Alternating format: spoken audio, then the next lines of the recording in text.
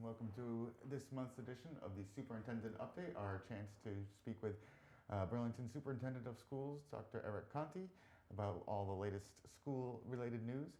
Eric, thanks for joining me once again. Of course, Rich.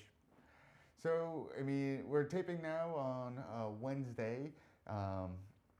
You had a pretty lengthy school committee meeting last night. One of the major things that came up was sort of a letter that was sent out from the Massachusetts Department of Elementary and Secondary Education, DESE, sort of talking about trying to get schools to go fully reopen. So what's sort of the gist of the letter and how does it impact us here in Burlington? The commissioner announced that he is going to use or potentially ask the Board of Education, which is like the school committee for the state, to use regulatory language to force students back to in-person learning. So again, in a public school system in Massachusetts, elementary schools are supposed to go 900 hours over the course of a year, over 180 days. Secondary schools, high schools are required to go 990 hours over 180 days. Middle schools can do either, so that's why they're in the middle. Those were adjusted this year because the school board shortened the school year 10 days, if you remember at the start of the school year. Right.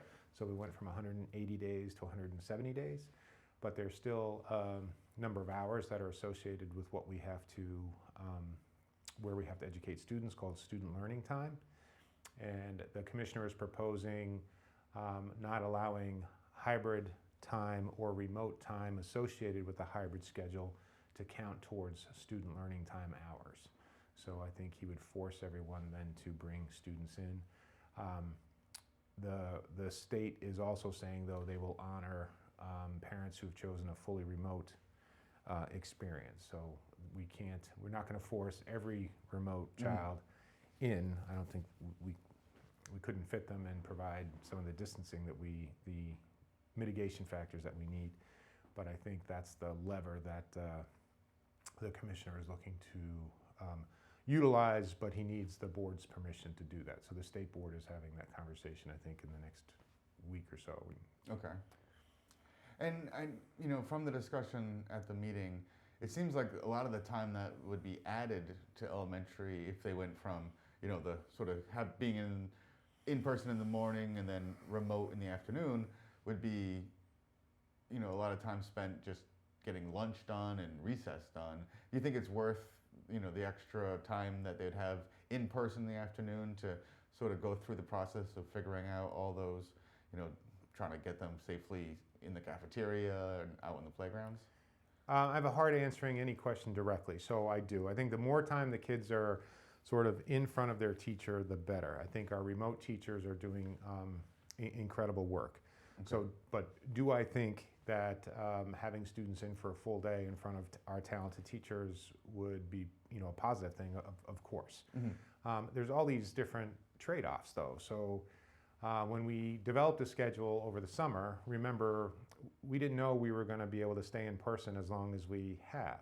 So we thought we might have be forced to do a fully remote for everybody in October. So we wanted our students to continue to have a remote experience and our teachers to continue to develop those remote teaching skills, which is one of the reasons we kept a remote lesson every day at the elementary level. Right. The second piece was a lot of our cafeteria spaces are filled with furniture because we had to clean out the classrooms in order to fit in the maximum number of students, so we don't have the space. Plus, we weren't supposed to gather in large groups, so our large cafeterias didn't make sense. And eating and recess are two relatively high-risk activities because obviously when you're eating, students have to have their masks off. Right. And they are having snacks in classrooms now with their masks off, but that's a sort of a shorter period of time, and there's a little bit more control. And recess, depending on how it happens, obviously it's hard to keep kids from being close to one another during a recess or an unstructured time because they're supposed to be. Again, so it's all about trade-offs. And so, is it better that kids spend more time in school? The answer to that is yes. In a pandemic, the answer might be yes with caveats. All of this gets easier if educators are, and when I'm saying educators, I mean all people who work in a school, our custodians, our CAF workers, our instructional assistants, our tutors, if everyone is vaccinated. So I think that just makes the decision making easier. If we extend the elementary day, will a lot of our planning, and has a lot of our planning, gone into non-instructional things? The answer is yes. We have to think about lunch and coverage for lunch. We have to think about recess and coverage for recess. And none of them are insurmountable, but what's best for kids and what's best for the staff who are in front of kids, we just have to make sure that all those factors are being considered. Okay, fair. And another decision from the state level that I just want to see what the impact locally will be if any changes are going to be made is in the transportation policy. They're now saying that kids don't have to be separated on the bus like they were originally, is my understanding. Yeah. Is that? But I've been told that locally, here in Burlington, that there's not going to be any immediate changes. Well, again, that was another surprise. So again, we should say, so that change was something else that came out right before the new federal CDC guidelines. And the federal CDC guidelines are still encouraging distancing. So one of the dilemmas we have is when there's conflicting information, does it make sense to have 3 students to a seat on a bus for 10 to 20 minutes, and then socially distance at school? Right. So we just have to think about it. The reason we're not going to make immediate changes is we need to reroute all the buses. So it would be like a fall startup mid-year. And so again, nothing's impossible. We're working on it. We're working with the bus company now, and we're planning on it.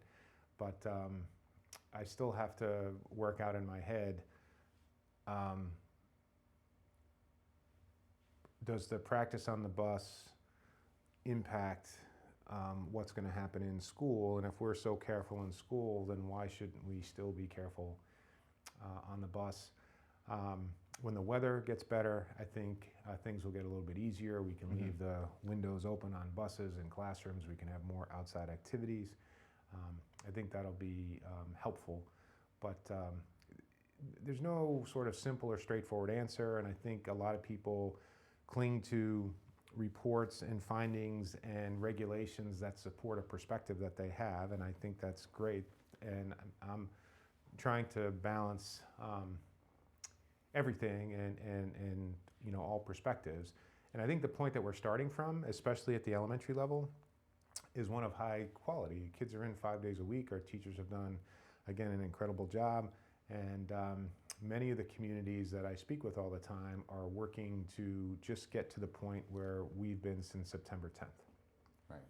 Yeah, you mentioned that at the meeting, that some of the schools that are looking to sort of get up to where the state is now, they're actually just starting to get up to where Burlington is. Well, right. No, exactly. So when I talk to some of the superintendents and their planning and what it looks like, because we all try to talk together, at the elementary level, what they're saying is, we've decided to create a remote academy, and that's going to allow us to have kids back in elementary school, 5 days a week for full days. And I was like, that's great. And, we developed a remote academy in August and have had kids in 5 days a week, again, for a shortened day, noted. But that was because the high-risk activities at the time and the ability to have large groups of students, for instance, in a cafeteria, were discouraged or not allowed.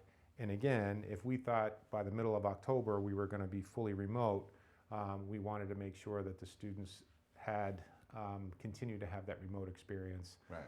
So they would be comfortable in that mode of learning. It seems like now we're approaching March. We've been able to stay open. I think our planning is looking at it, but we just need to continue to look and make sure we're working with all of our constituencies and listening. And as I just said, if with more vaccinations And please, I'm not saying we should jump ahead of the medically fragile. That's not what I'm saying. But just with more access to vaccinations, which I think will be coming, Yeah. the decision making becomes, I think, a little bit just becomes easier. Right. Definitely. All right. So switching away from, well, not entirely. We can never switch away entirely from COVID, but the budget guidelines for FY22 have been put out. I believe the blend is 3.25% increase with 3.5 for the schools. So looking ahead, I know there was some discussion about it at the meeting. Kind of, what are the considerations going into sort of setting up for next year's budget? Well, I think the considerations are that the pandemic has had a significant impact on revenue in Burlington and the community. So I think that's a factor. I think a factor is we believe our enrollment is going to stay relatively steady. I think a factor is we're not going to be adding positions. We might have to always pick up some sections or something like that. So I think those are some of the factors, and it's always a process, and there's some collaboration. We work well with the town's financial team. John Denizio, Paul Sagarino as town manager has been great, and so we'll make it work. And I think it's going to take a couple years for us to teach our way out of for our students to recover from sort of this instructional disruption. And I think it's going to take the community from a financial perspective several years to recover from the financial disruption that's occurred. Okay.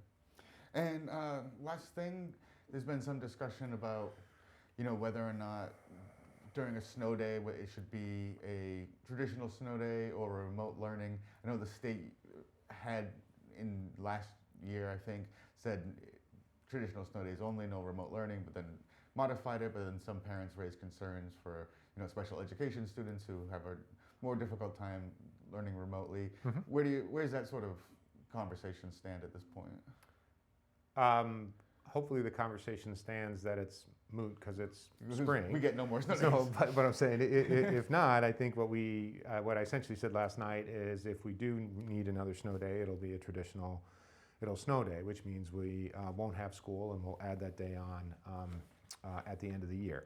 Whether that practice is remote learning is allowed moving forward is really a state decision. They had not allowed it for some of the same reasons that were presented locally at the state level. And if they stick to that, then it won't be an option moving forward. I think it's a harder decision because it's hard to say remote instruction isn't valid when there have been a lot of students in Massachusetts educated remotely.